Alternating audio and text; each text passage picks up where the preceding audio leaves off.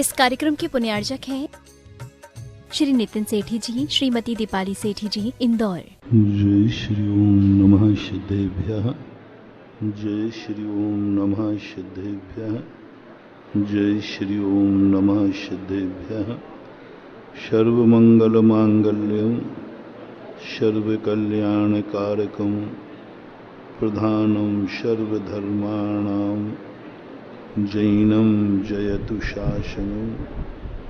जैनं जयतु शासनं। जैनं जयतु शासनं। पंच परमेष्टि भगवान की, आचार्य श्री गुरुवर कुंद कुंद महाराज की, आचार्य श्री गुरुवर विद्यासागर महाराज की।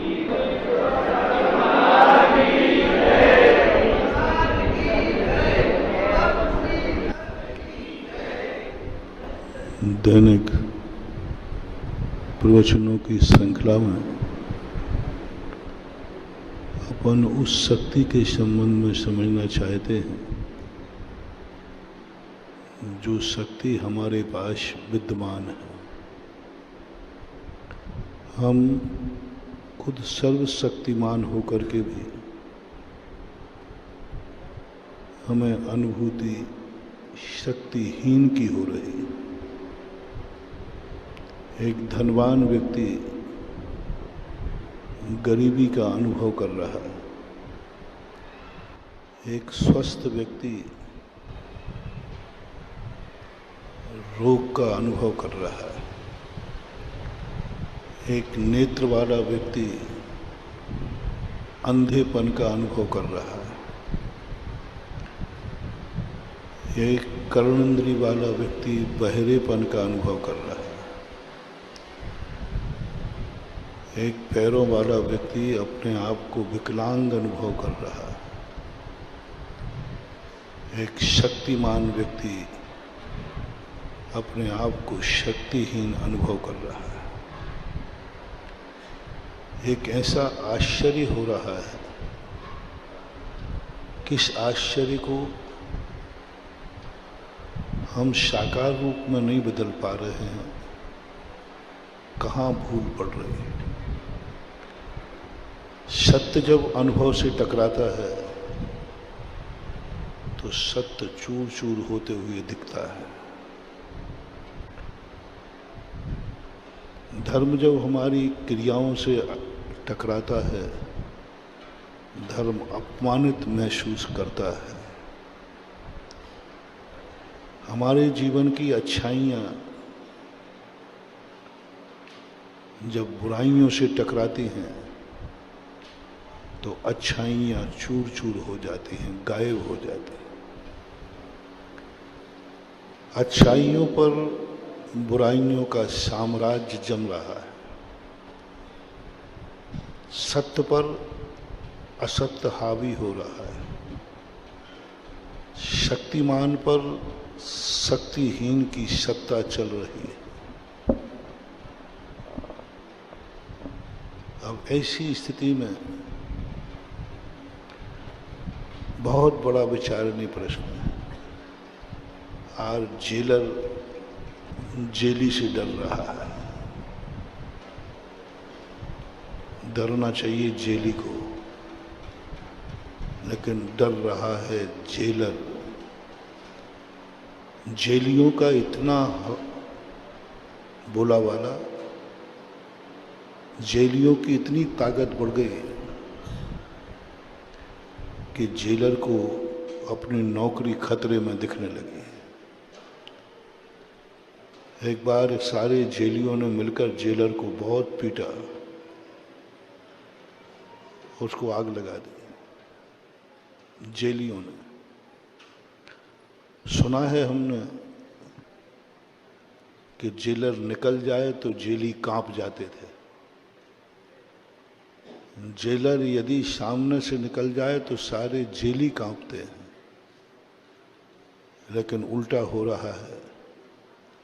जेलर को देखना पड़ता है, सुबह उठकर जेलियों से पूछना पड़ता है किसी बात की तकलीफ तो नहीं है।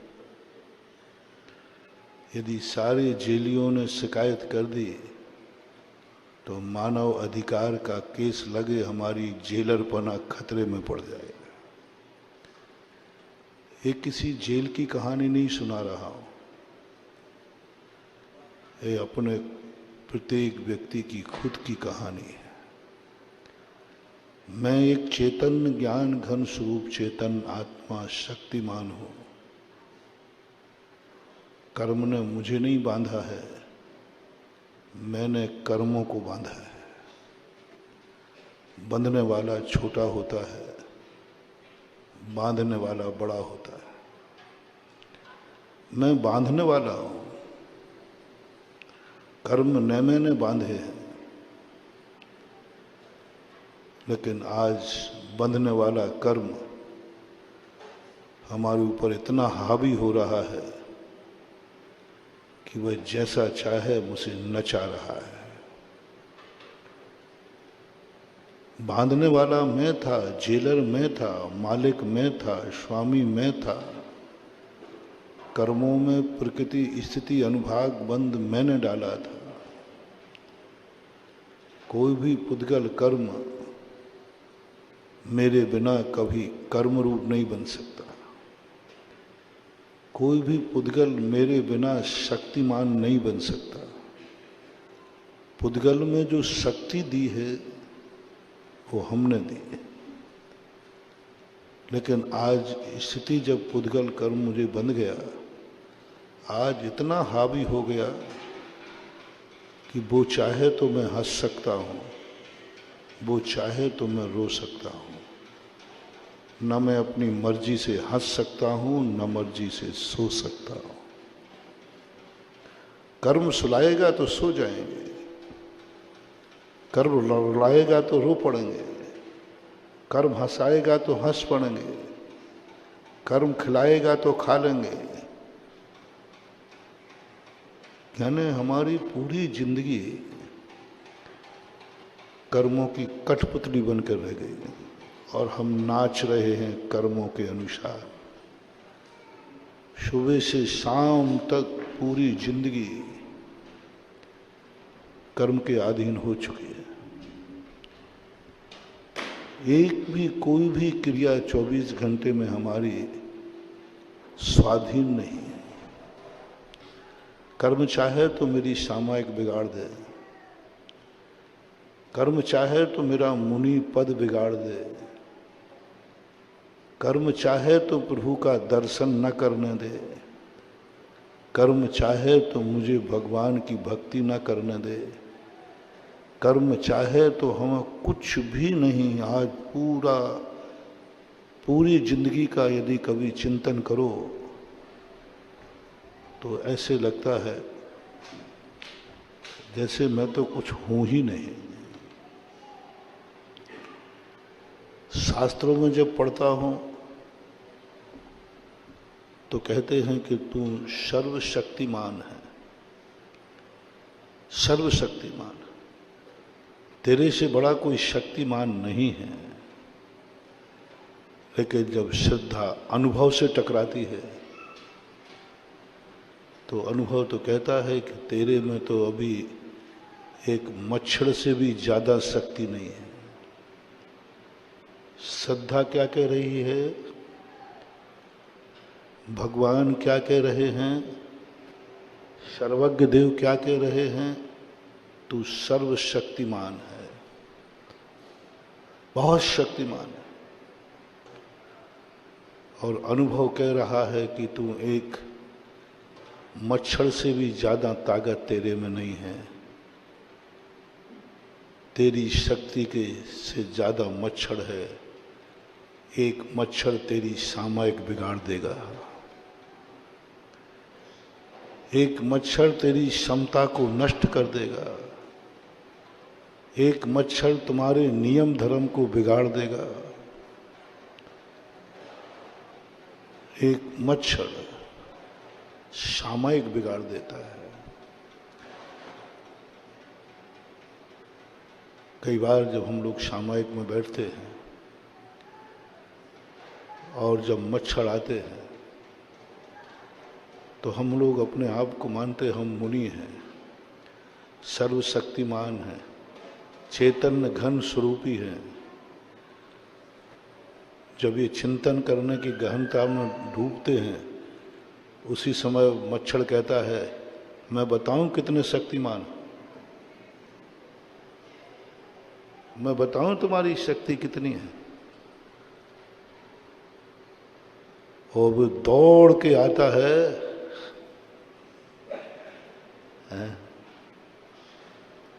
सामयिक का संकल्प कहाँ चला गया, उपयोग मच्छर की तरफ चला गया। एक मच्छर ने हमारी सामयिक हिला दी, एक मच्छर ने हमारी निराकुलता, जो शांति अनमोल, जिस शांति हमारी जिंदगी में अनमोल आई थी, सामयिक मेरी जिंदगी की सबसे बड़ी शक्तिमान शक्ति थी, एक मच्छर ने हिला दिया। एक मच्छर ने कंपायमान कर दिया और इतनी आकुलता हो गई कि सारा उपयोग आत्मा से हट करके मच्छर की तरफ चला गया।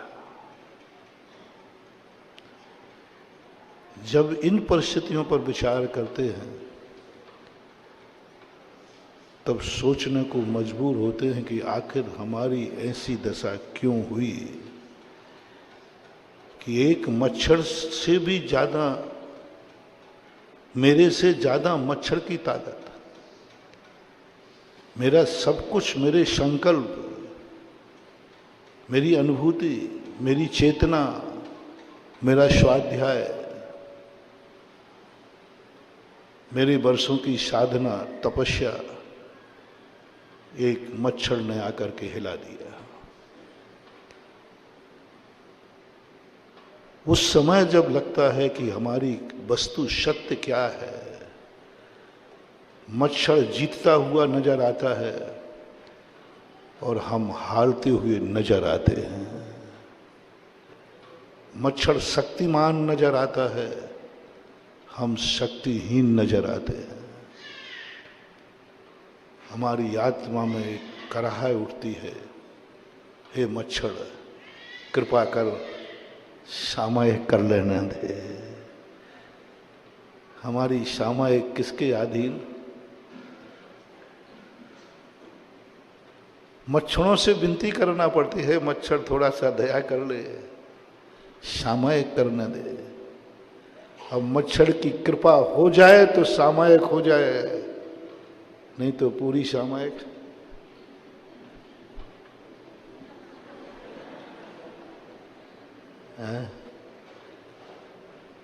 मान लो हाथ पैर नहीं हिलाओ तो उपयोग तो हिल ही गया है ना।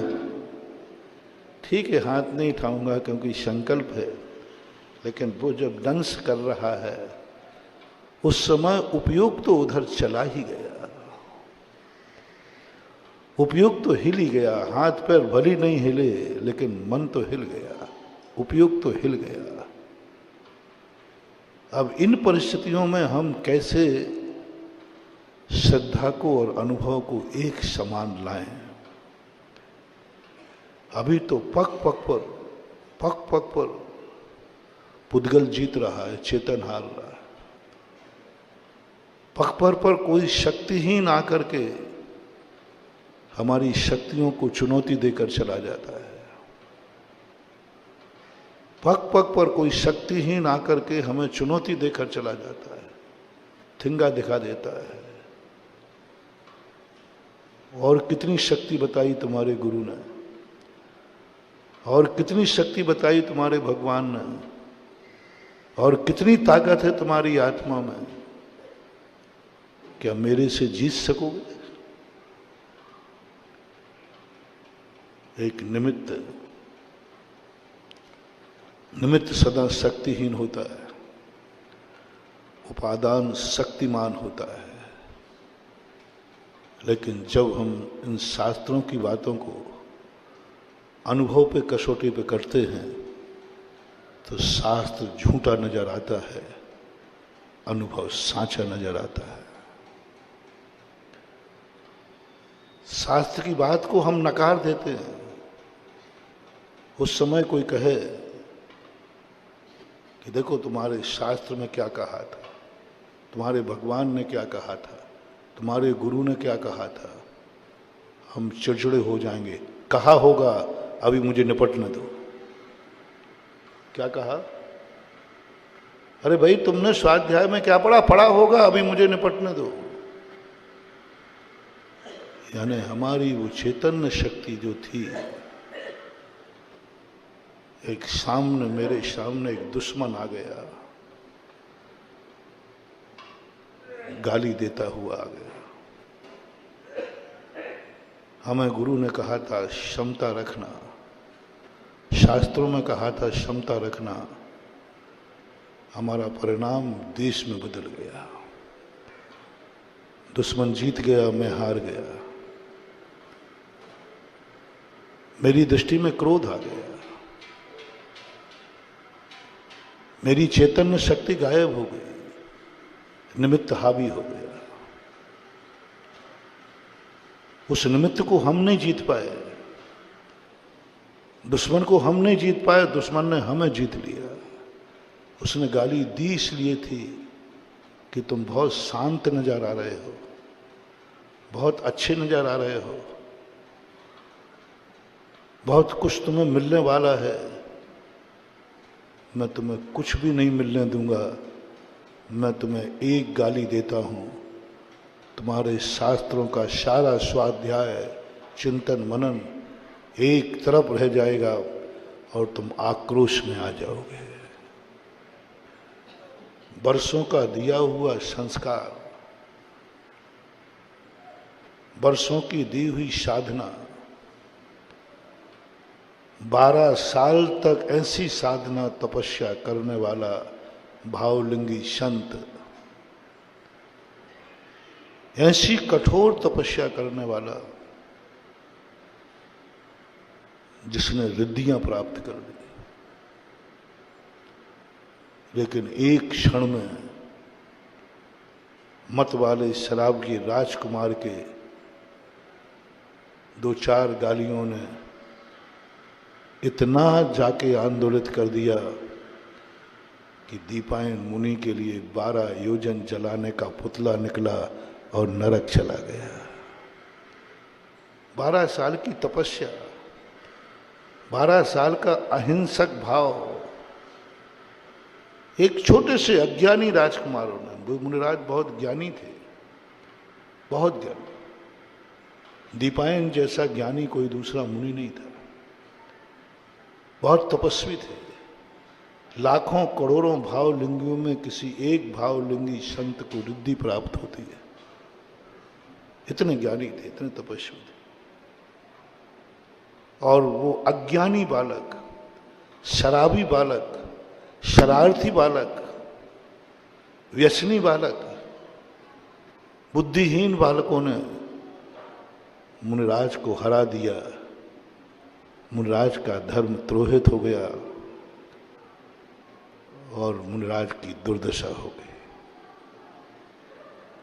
ऐसी जब जिंदगी में अपन देखते हैं तब एक ही बात का विचार करना है, ऐसा क्यों हो रहा है? मेरा खुद सब कुछ मेरा होकर के भी मेरा नहीं है। क्या है तुम्हारे पास? ये मन तुम्हारा है, मोटिवेशन। ये मन किसका है? अपना अपना मन बताओ। तुम्हारा मन तुम्हारा खुद का है कि दूसरे का है? जल्दी बोलो, जोर से बोलो थोड़ा। पराया मन लिए हो कि तुम्हारा खुद का है? तो तुम अपने मन से परेशान क्यों हो? वो तुम्हारी बात क्यों नहीं मान रहा है? तुम्हारा होकर के भी पराया है। जब अपने ही बेगाने हो जाएं, अपने ही पराये हो जाएं, तो फिर तुम्हारा क्या होगा ये सोच लो। अपना ही पराया है हमारा मन, हमारा है, बहुत हमारा है, बहुत निकट का हमारा है। लेकिन ये मन मेरे अनुसार तो नहीं चल रहा है, ना जाने दिन भर में कितनी गंदी बातें लाता है जिसको मैं सोचना नहीं चाहता, मैं विचार नहीं करना चाहता। मैं माला फेरना चाहता हूँ, मन कहता है मैं बाजार जाऊंगा। मैं धर्म करना चाहता हूँ, वो कहता है मैं बाजार जाऊंगा। अरे परायों को हम अपना क्या कर पाएंगे? कई लोग कहते महाराज जी ऐसा कोई उपाय बताओ कि सारी दुनिया हमारे अनुकूल हो। हर व्यक्ति की एक तमन्ना है, घर में चाहता है कि सारे घर वाले बोलो कैसे हों? मेरे अनुकूल। मम्मी पापा कैसे हों? बोल दो बोल दो। हाँ मम्मी पापा मेरे अनुकूल हों, मेरी हर बात सुने, मैं जो कहूँ वही उसी, बस मम्मी पापा मेरे हों, मेरे अनुकूल। बाप क्या चाह रहा है? बोल दो बाप लोगों, बेटा मेरे अनुकूल हो। थोड़ा शेयर करना। हर पिता की ख्वाहिश क्या है? बेटा मेरे, और बेटे की ख्वाहिश क्या है?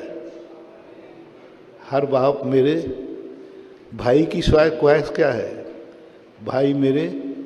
तो उस भाई की ख्वाहिश क्या है? आपकी पत्नी कैसी हो? जल्दी बोलो, जल्दी बोलो। आपके अनुकूल हो। आपके श्रीमान जी कैसे हो? बोलो बोलो बोलो, कुल समय मेरे अनुकूल हो। बस यही तो तनातनी चल रही है। हर व्यक्ति हर वस्तु को, हर व्यक्ति को अपने अनुकूल बनाना चाह रहा है। हर व्यक्ति जो देखो, जिससे पूछो, उसकी एक ही तमन्ना है, परिवार का हर व्यक्ति मेरे अनुकूल हो। परिवार के दूसरे सदस्य से पूछता हूं, वो भी कहता परिवार मेरे अनुकूल हो। बेटा कह रहा बाप मेरे अनुकूल हो, बाप कह रहा बेटा मेरे अनुकूल हो। पड़ोसी से पूछा क्यों? बोले पड़ोसी मेरे अनुकूल हो। उससे पूछा, बोले ये मेरे अनुकूल हो। हैं? गुरु चाह रहा है शिष्य मेरे अनुकूल हो, और शिष्य चाह रहा है,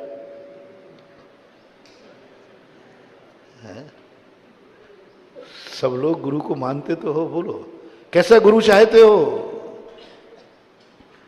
अरे महाराज ऐसा गुरु हो जो हमारे लिए हो, माला फेरे तो हमारे लिए, ध्यान करे तो हमारे लिए, तपस्या करे तो हमारे लिए, बस 24 घंटे हमारे लिए हो। ऐसा गुरु मिले तो बोलो महाराज मजा आ जाएगा।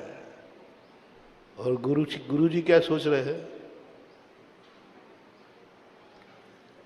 चेला मेरे अनुकूल हो, मैं जैसा चाहूं वैसा हो।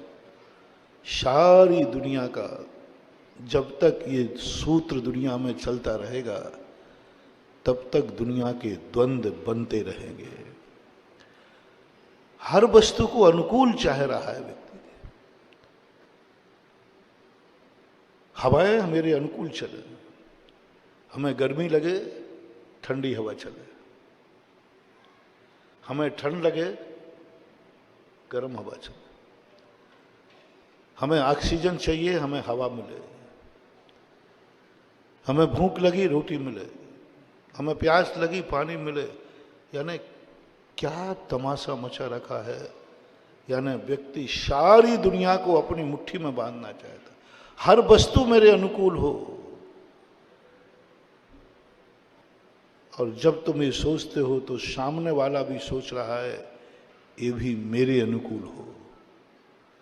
और दो व्यक्ति जब अपने अपने अनुकूल किसी को बनाने का प्रयास करेंगे, नियम से द्वंद्व होगा, टकराहट होगी, बिखराव होगा, सब कुछ खत्म हो जाएगा, सब कुछ खत्म हो जाएगा। और यही खत्म हो रहा है। हम थोड़ा ये सोचने का प्रयास करें कि मैं, बेटा सोचे कि ऐसा मैं क्या करूं, पापा मेरे अनुकूल नहीं, मैं पापा के अनुकूल हो जाऊं। पिता सोचे मैं बेटे को कुछ दे सकूं, बेटे को सुकून दे सकूं, शिष्य सोचे कि मैं गुरु के अनुकूल कब चल सकूं, गुरु के अनुकूल मैं सोचूं, गुरु के अनुकूल मैं देखूं, गुरु के अनुकूल मैं बोलूं, गुरु के अनुकूल मैं चलूं, मेरी जिंदगी का एक एक क्षण गुरु के अनुकूल हो। ये बहुत कम होता है। हमें तो एक ही भाव आता है, गुरु मेरे अनुकूल हो, मेरे लिए हो, मेरा गुरु है। मेरा गुरु मेरे काम नहीं आए तो गुरु काहे का?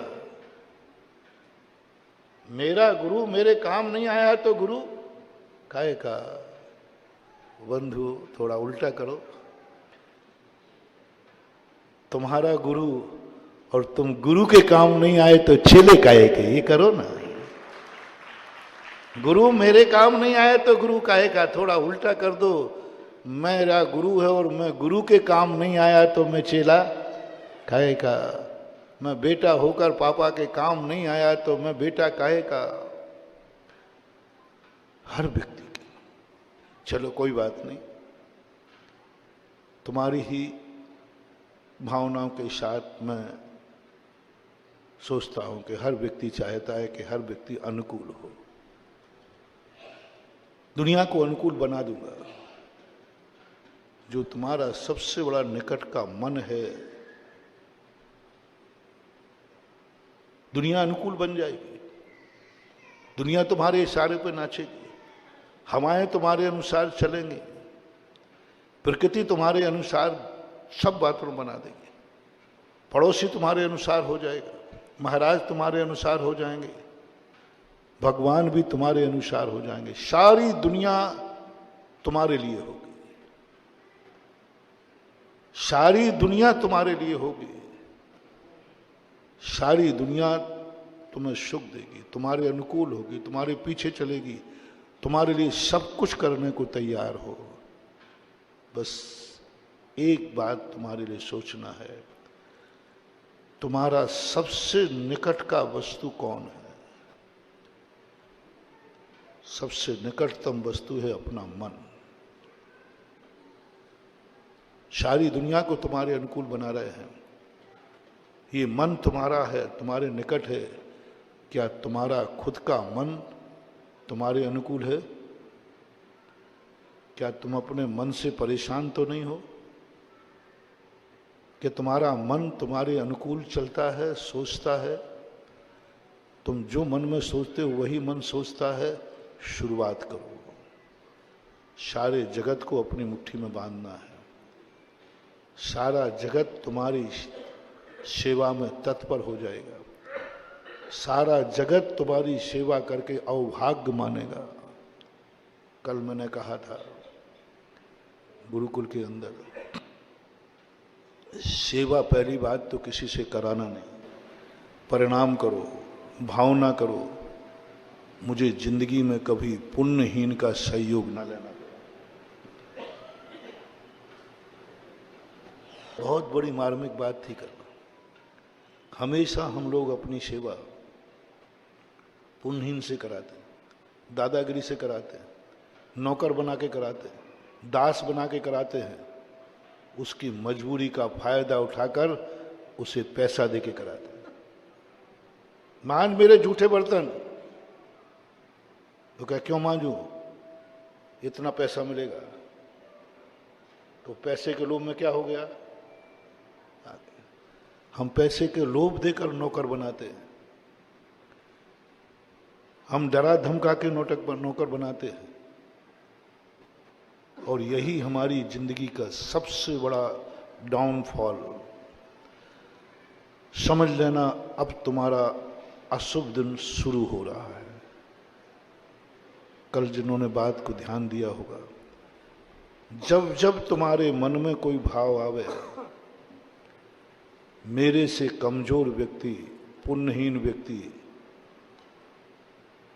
ये मेरे काम हो जाए, मेरी सेवा करे, ये मुझे उठा के पानी देगा, 100 बार देगा, नौकर है। 100 बार झाड़ू लगाएगा, नौकर है। 100 बार कपड़े धोएगा, नौकर है। कोई ने कहा कि तुम ऐसा क्यों बोलो, वो तो 100 बार करेगा क्योंकि नौकर है। और जब कोई नौकर बना है नियम से, वो कर्म का मारा हुआ है, आफत का मारा हुआ है, जिंदगी का मारा हुआ है, भाग्य का मारा हुआ है। और जो भाग्य का मारा हुआ होता है उससे कभी अपनी सेवा मत कराना, मत कराना मारवा। बस जिंदगी में एक ही प्रार्थना करना कि हे भगवान, कभी मेरी जिंदगी में कोई पुण्यहीन, शक्तिहीन से मुझे अपनी सेवा न कराना पड़े। पहले तो कराना ही नहीं पड़े, पहला किसी से नहीं। यहां तक भाव करो कि मुझे किसी के सहयोग की जरूरत नहीं पड़ती, किसी के सहयोग की। कल तुम्हारी उस मिथ्या धारणा का, कल्पना का, तुम लोग कल्पना कहते हो, वो दिन कब होगा जो हमारे यहाँ हर कार्य के लिए नौकर होगा।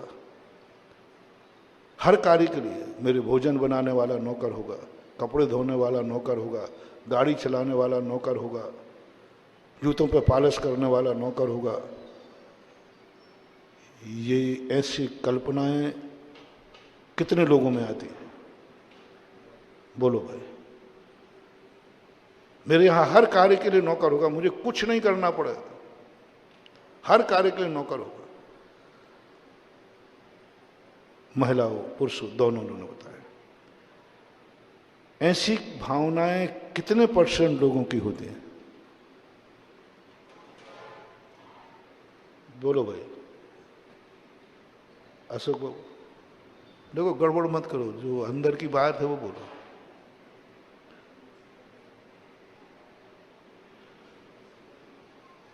99% लोगों की। मेरी हर चीज हाथों पर हो, मुझे चाहिए कि बता दो, प्रैक्टिकल कर दूंगा मैं, तो तुम मना करोगे तो। लो मैं एक छोटा सा सैंपल देता हूं। आप बहुत फ्रेश होकर उठे सुबह जल्दी, बहुत अच्छे से उठे, और आपको कहीं जल्दी जाना है, और जैसे ही आप वॉश बेसिन के पास पहुंचे, ब्रश टूटा हुआ पड़ा था और पेस्ट नहीं था। अब बोलो क्या होगा? क्या होगा? हम बहुत गंदा शब्द बोलते हो आप लोग, इतना बुरा बोलो, सब मर गए क्या रे?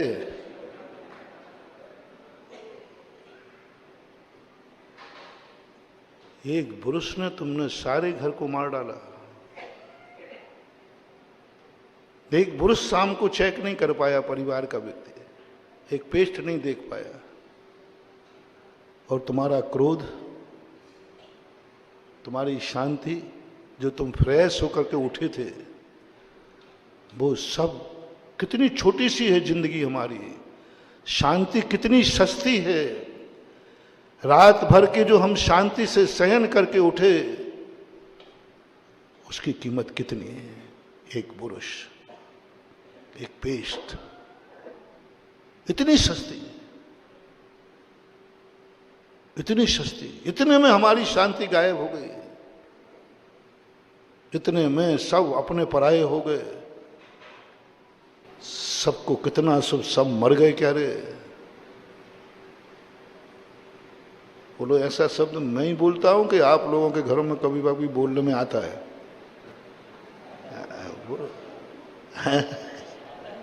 आता है। सोचा कभी कि तुम सारी दुनिया से क्या चाहते हो? हाथ पर आम जमे, मुझे जिस समय चाहिए उस समय सब चीज प्रेजेंट होना चाहिए, तुरंत होना चाहिए। यही तुम्हारी जिंदगी का सबसे अशुभ दिन शुरू हो गया। जब तुम्हारे लिए कोई भी वस्तु की जरूरत पड़ी और तुम उस वस्तु को किसी दूसरे के द्वारा चाहते हो, और ना मिलने पर तुम्हारे लिए आक्रोश आता है, बस तुम्हारा डाउनफॉल चालू हो गया।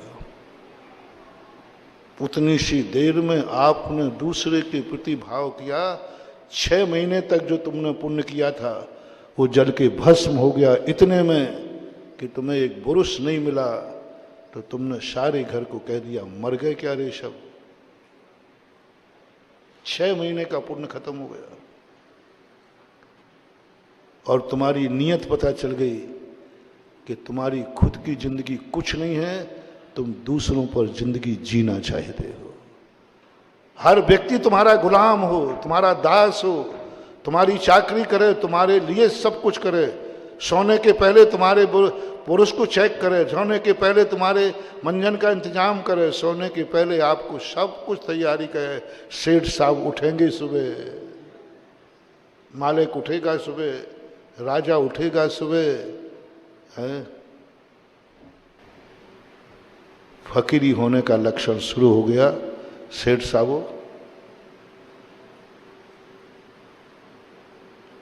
जब जब तुम्हारे मन में कभी भी ऐसा परिणाम आए, 99% कहा था, अब मैं 100% कह रहा हूं, आपको जल्दी कहीं जाना है और आपके परिवार ने आपके कपड़े प्रेस करके नहीं रखे, धो के नहीं रखे,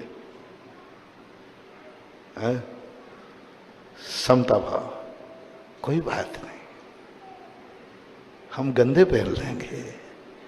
एक आध तो हाथ उठाए जो ऐसा कर देगा। छोटे लाल, अरे वो महान गुस्सेल आदमी है, उसके शरीर का दुबलापन बता रहा है कि वो तमतमाने वाला आदमी है। सोचना है, जो पॉइंट मैं 2 दिन से दे रहा हूं,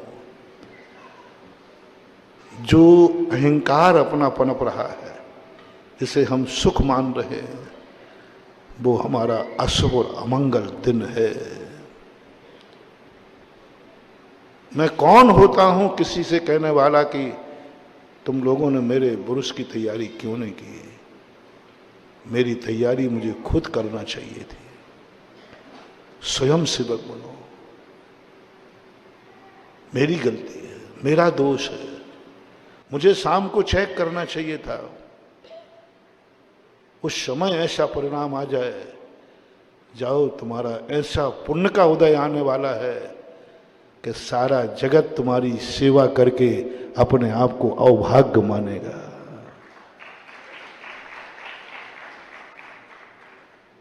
हमें दादागिरी नहीं दिखाना है, हमें दूसरे के पुण्यहीन का लाभ नहीं उठाना है। क्लिष्टेषु जीवेषु कृपा परत्वम, पूज्यवर अमृतसर महाराज ने कहा, जब अपने से पुण्यहीन व्यक्ति हमारा कोई काम न कर पाए तो क्रोध का कारण नहीं, क्लिष्टेषु जीवेषु कृपा परत्वम, वो दया का पात्र है, कृपा का पात्र, बेचारा कर्म का मारा है, आ गया होगा कोई घर वालों को कोई दूसरा काम, भूल गए होंगे, विस्मृति नहीं रही होगी। कुछ ऐसा चिंतन करो, ऐसा चिंतन करो, कुछ उस समय कोई ऐसा एक्शन करो कि घर का सदस्य तुम्हारे सामने आकर के क्षमा मांगे, ओहो मेरी गलती थी, मैं तुम्हारे लिए बुरुस नहीं रख पाया शाम को।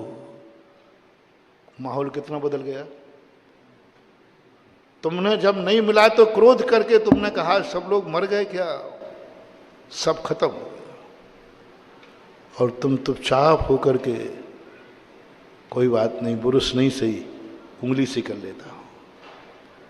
जब तुम्हारी माँ ने देखा, तुम्हारी पत्नी ने देखा, ओहो मेरा बेटा इतना समताशील, बेटा बुरुस नहीं है, माँ कोई बात नहीं, नहीं है तो उंगली तो है।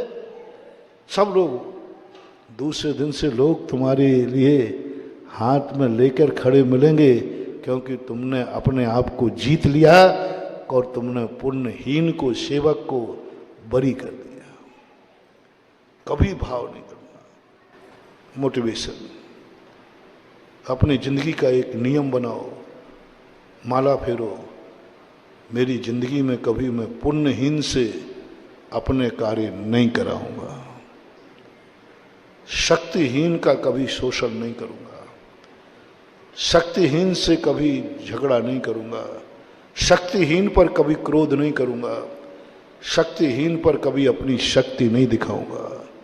ये पशु का लक्षण है। पंडित जी साहब हुए दौलत राम जी, उन्होंने पशु के लक्षण में लिखा है, कबहू आप भयो बलहीन, सबलन कर खायो अति दीन। तू बलवान हुआ तो सबल बलवान पशु ने तुझे खाया। ये किसके लक्षण में दिया? पशु के लक्षण। जब आपको अपने शक्तिहीन पर क्रोध आए, शक्तिहीन को अपने शोषण करने का भाव आए, शक्तिहीन से अपनी सेवा कराने का भाव आए, शक्तिहीन से अपने काम कराने का भाव आए, समझ लेना मानवता खत्म हो चुकी है, तुम्हारे अंदर पशुता जाग गई है। उस समय यदि तुम्हें आयु का बंध हो जाए तो तुम सीधे त्रियंश बनोगे। उस समय त्रियंश गति का बंध होता है। जिस समय हमसे शक्तिहीन पुण्यहीन को हम अपनी सेवा में, ये तो करेगा 100 बार करेगा, मत करना महानुभाव। बहुत करुणा दया करके कह रहा हूं, आज से प्रार्थना करना शुरू करो। भगवान यदि वरदान देवे तुम्हें तो एक वरदान मांगना, बस मेरी जिंदगी में कोई मेरा शक्तिहीन पुण्यहीन से मुझे अपने कार्य न कराना पड़े। क्योंकि पुण्यहीन, कल बताया था मैंने, दुर्भाग्य मान के करता है, कोसता है, बुरे भाव करता है, क्योंकि वो कर्म का मारा है। उसके परिणाम बहुत बुरे होते हैं। यदि सेवा कराना ही पड़े तो कल कहा था ना, उससे कराना जो तुम्हारी सेवा करके अपने आप को भाग्यशाली माने, धन्य माने। उसका जीवन धन्य हो गया। आज मेरा जीवन धन्य हो गया। क्यों? आज मुझे उनकी सेवा करने को मिला। कहा था ना कल हमने महाराज का, महावीर स्वामी ने महाराज को कहा, तुम पहले इंगनी मरण की तैयारी करो, इंगनी रूप से जियो, किसी के मुझे कोई सहारे की जरूरत नहीं।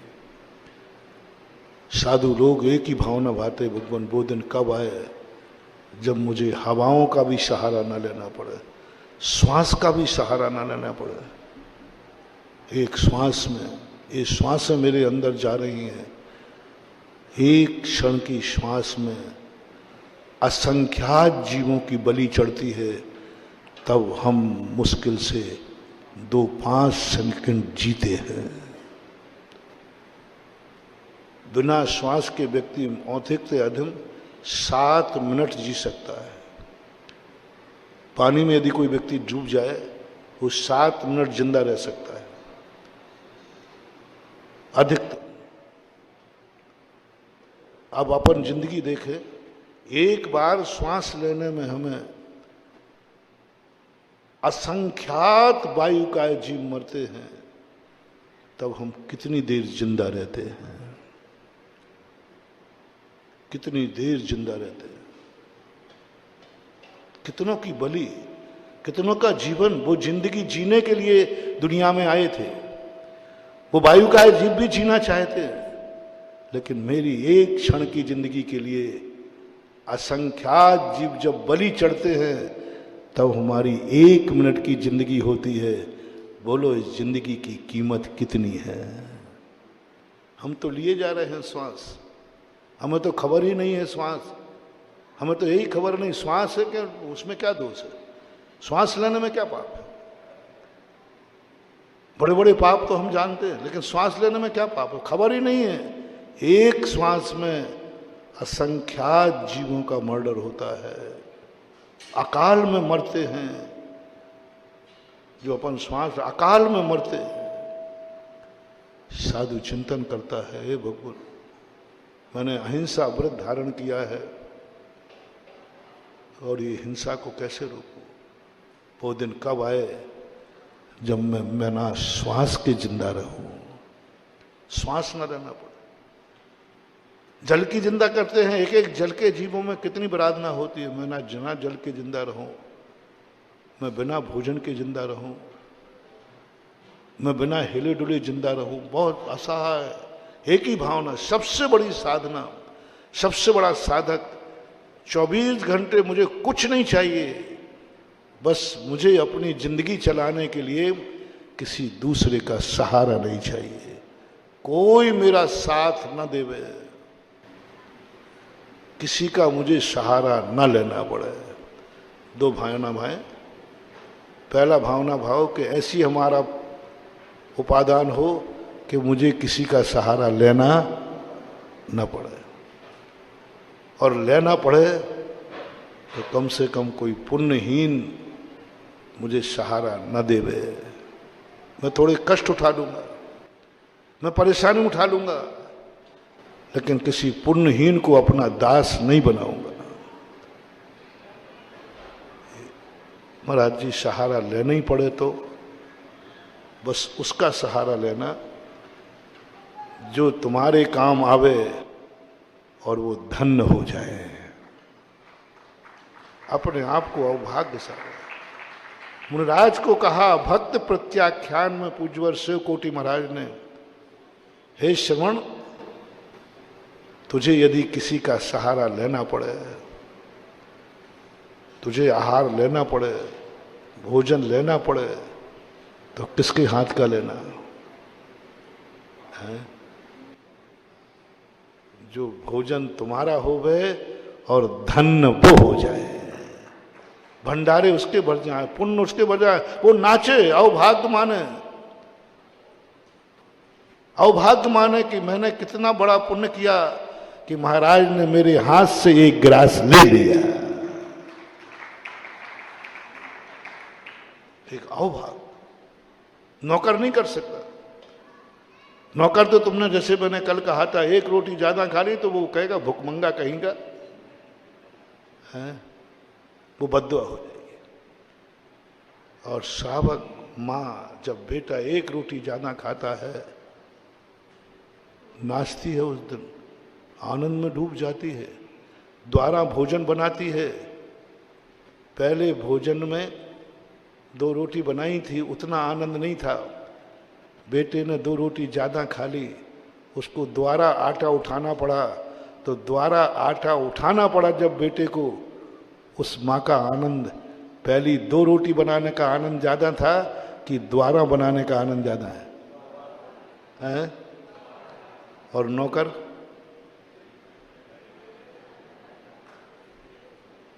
बस खाओ माँ की रोटी, वो तिवारा बनाएगी तो उसका और आनंद आएगा, वो थकेगी नहीं, अपने जीवन को धन्य मानेगी। ऐसे महाराज को कहा तुम किसी के आहार लेने जाओ, किसके यहां जाओ?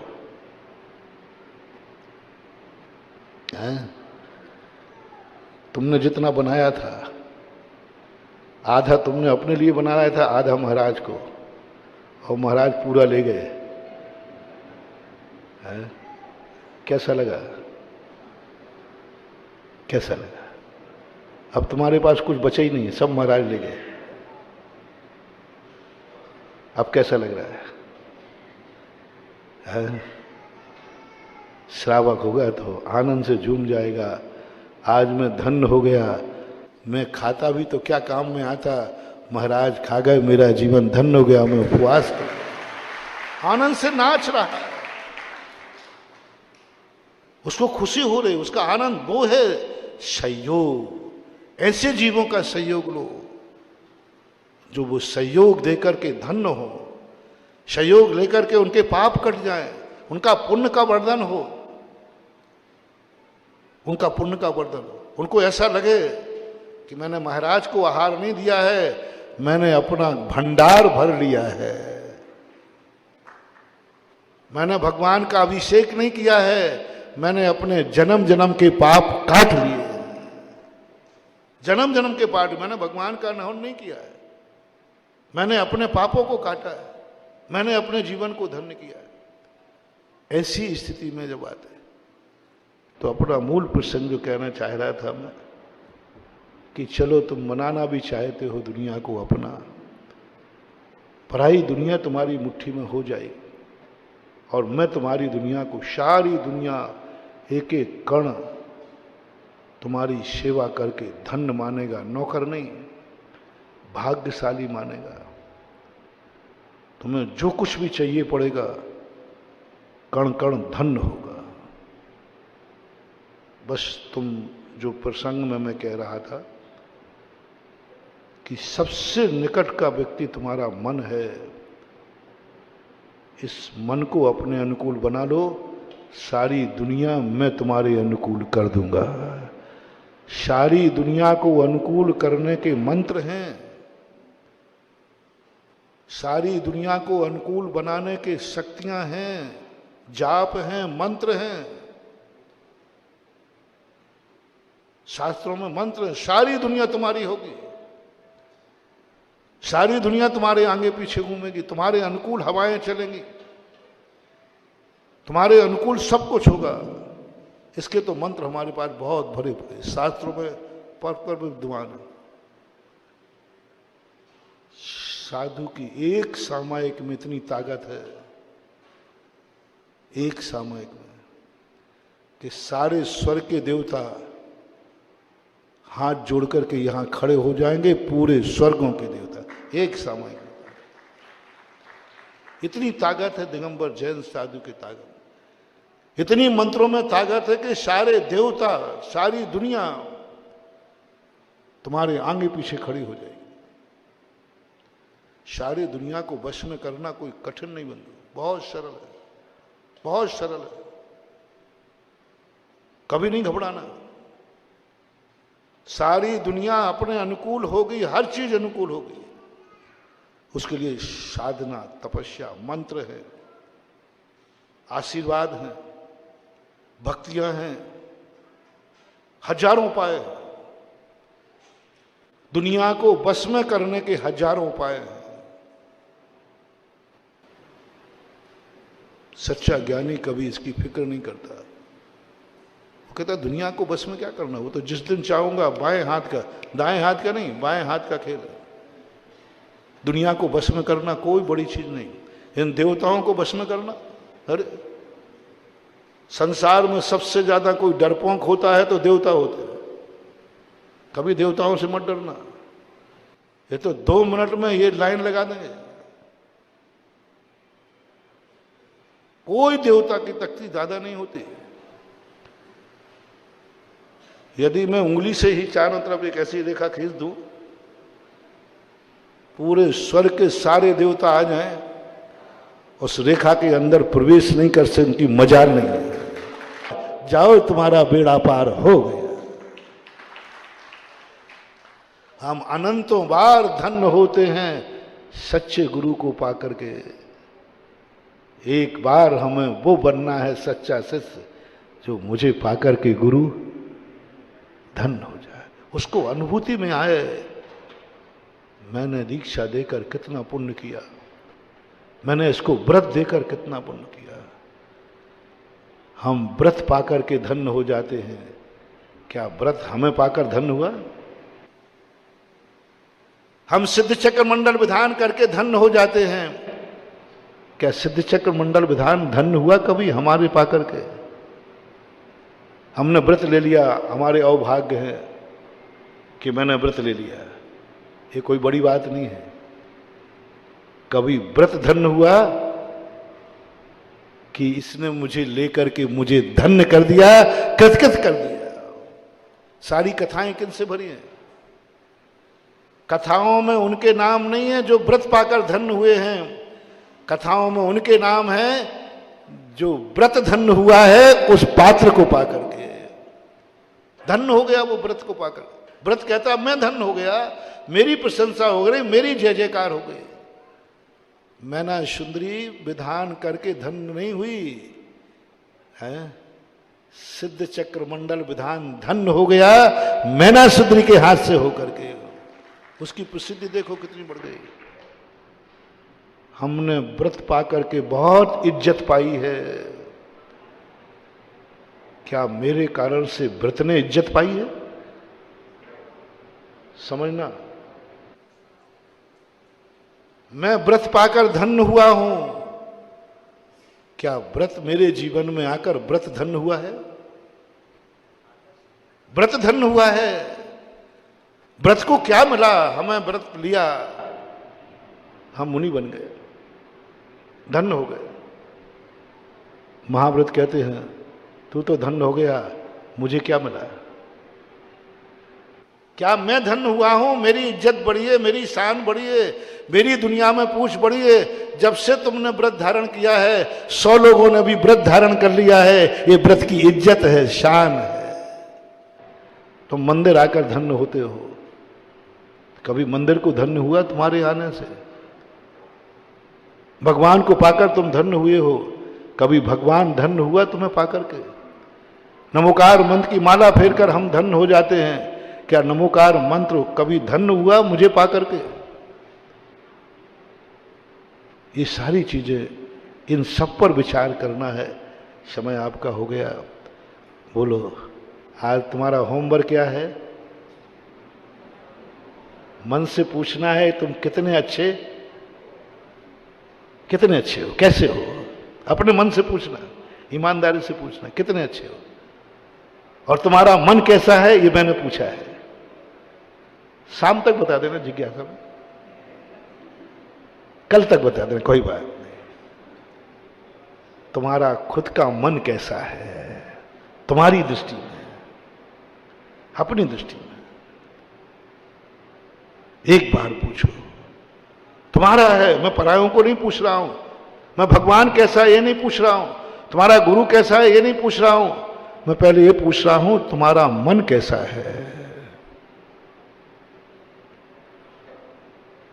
क्या मन को पाकर धन्य है या मन से परेशान है? मन पाकर के तुम धन्य हो या मन से परेशान हो?